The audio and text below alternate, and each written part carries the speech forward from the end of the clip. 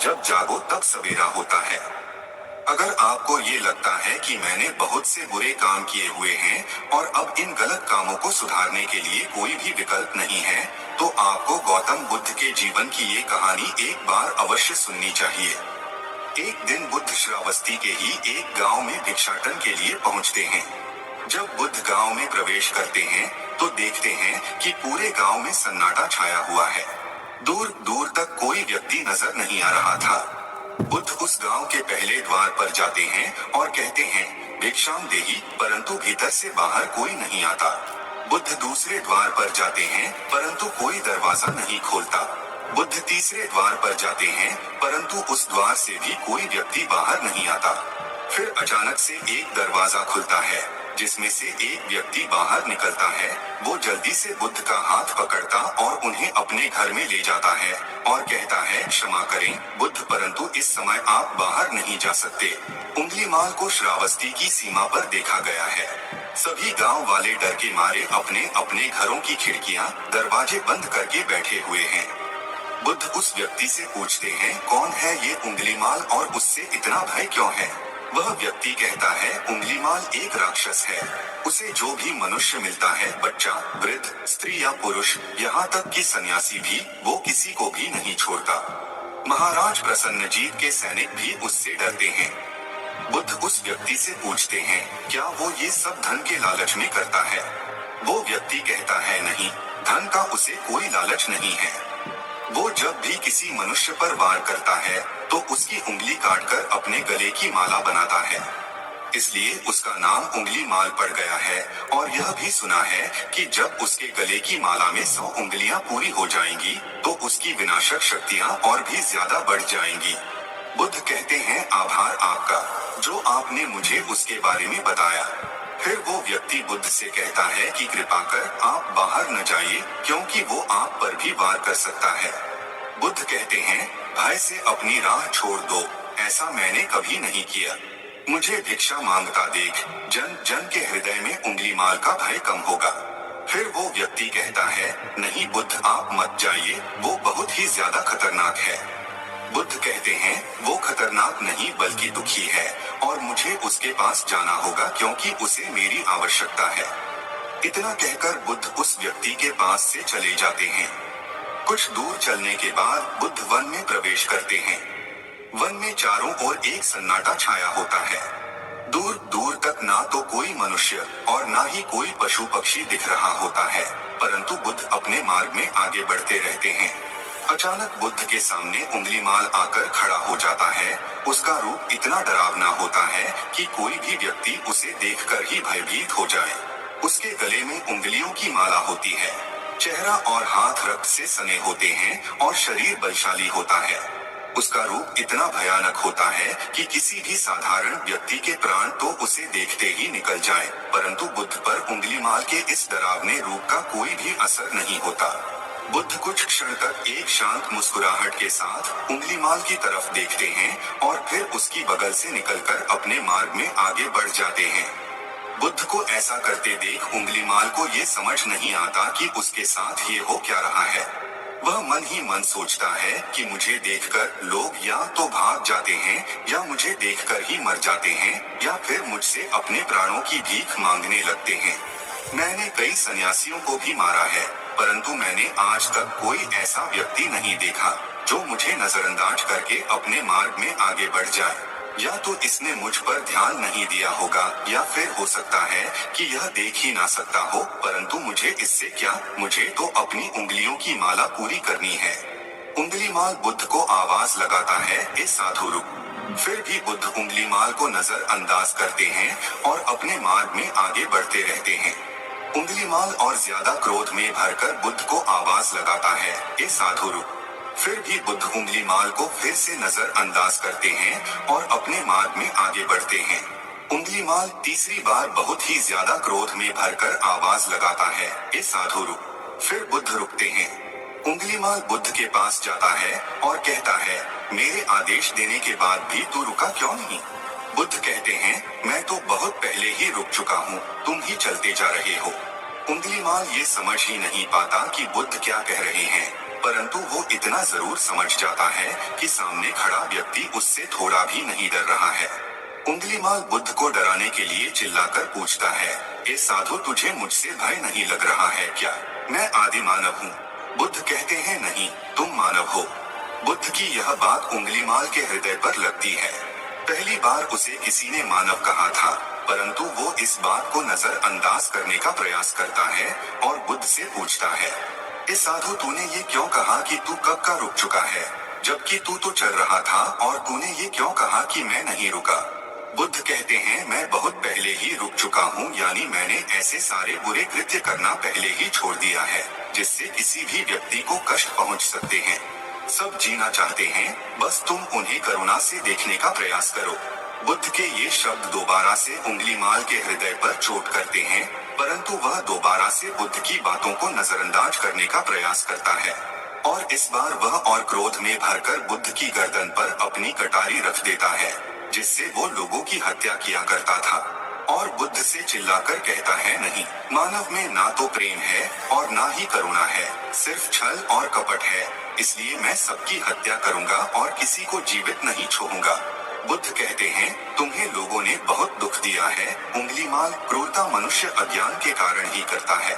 ईर्ष्या, द्वेष, मोह, माया, ये सभी अज्ञान की ही संतानें हैं, परंतु वो व्यक्ति ही है जिसमें दया, करुणा, सद्भाव और समझ का उदय भी होता है।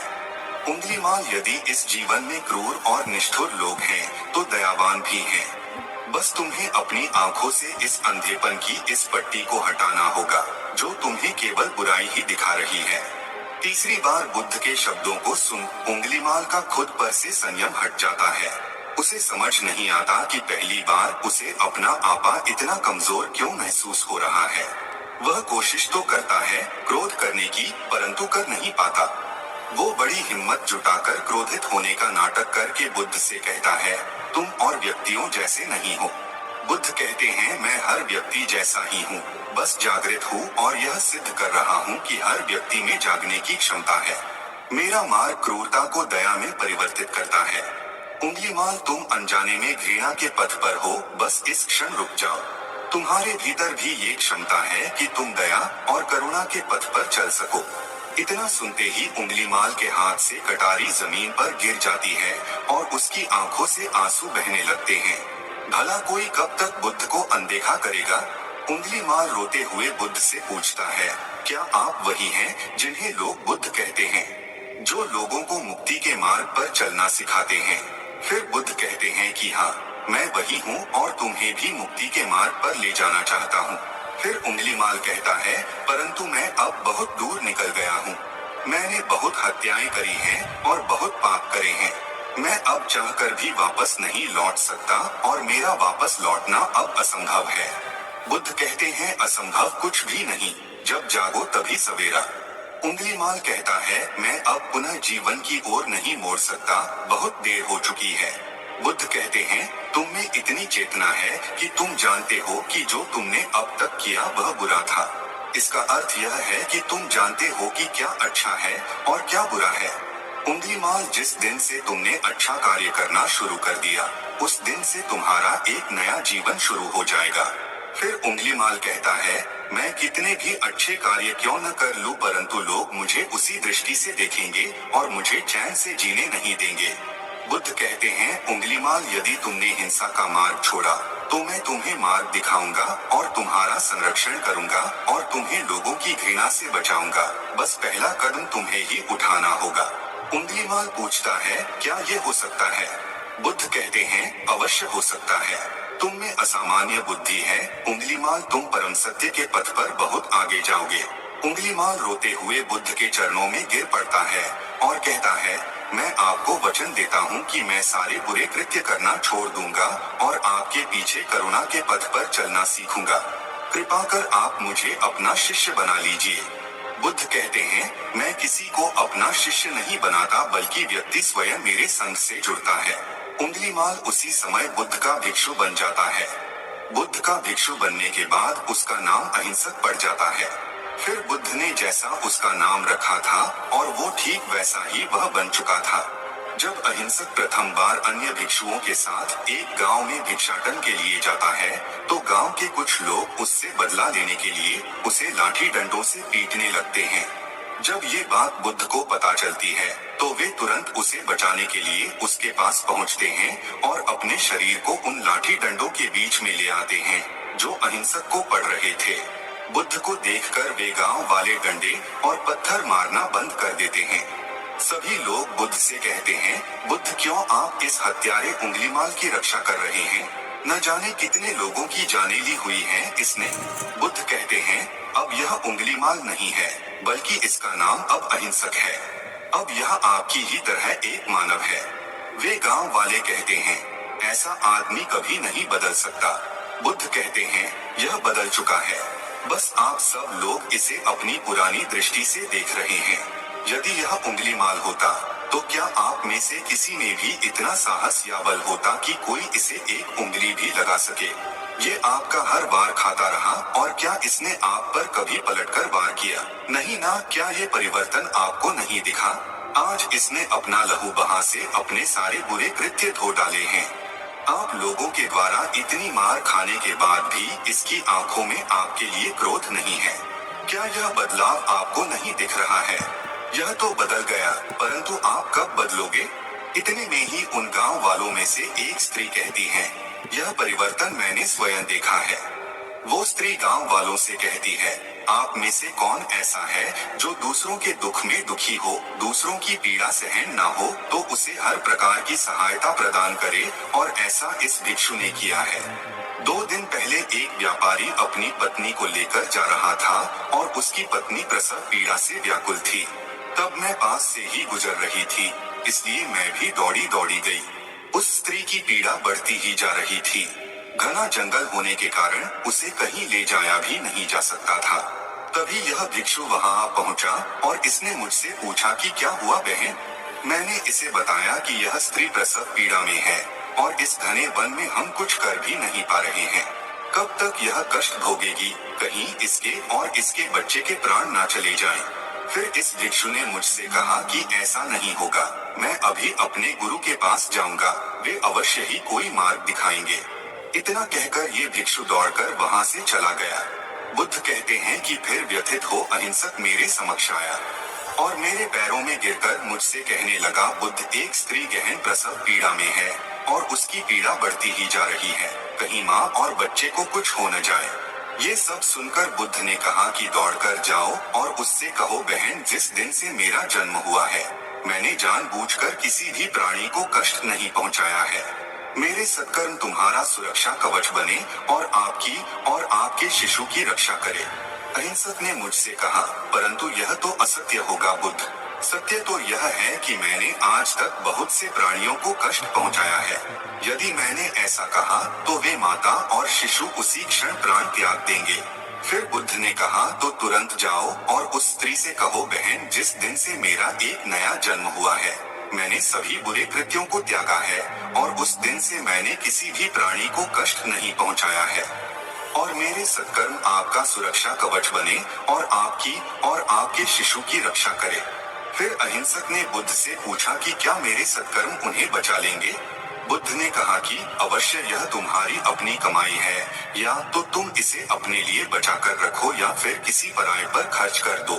अपने कमाए सत्कर्म को किसी पराये पर न्योछावर करने से पहले अहिंसक ने एक क्षण नहीं सोचा, और वो उसी समय उस स्त्री और उसके शिशु की जान बचाने के लिए वहां चला आया। वह स्त्री कहती है कि हाँ, यह भिक्षु दौड़कर वहां आया, और अभी भी वो स्त्री गहन पीड़ा से जूझ रही थी।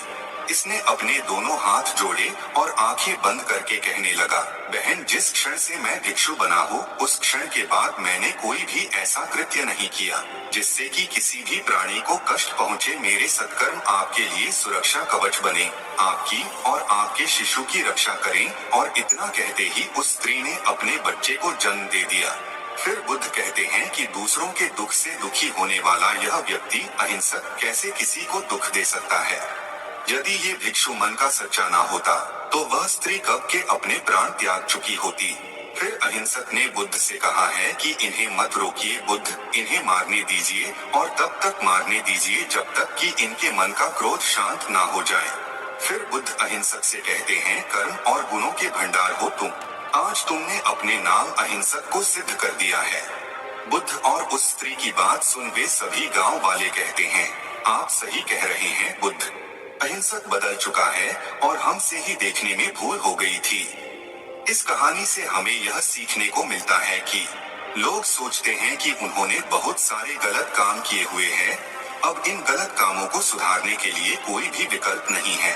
इस पर गौतम बुद्ध कहते हैं कि चाहे आपने अब तक कितने भी बुरे काम क्यों न किए हुए होंगे, लेकिन अगर आप एक विचार को अपने मन में लाते हैं कि अब मुझे कुछ सही करना है, तो वही विचार आपके रूपांतरण का कारण बन सकता है। पर सबसे जरूरी बात यह है कि क्या आप पहला कदम उठाने के लिए तैयार हैं? यह कहानी आपको कैसी लगी नीचे कमेंट बॉक्स में कमेंट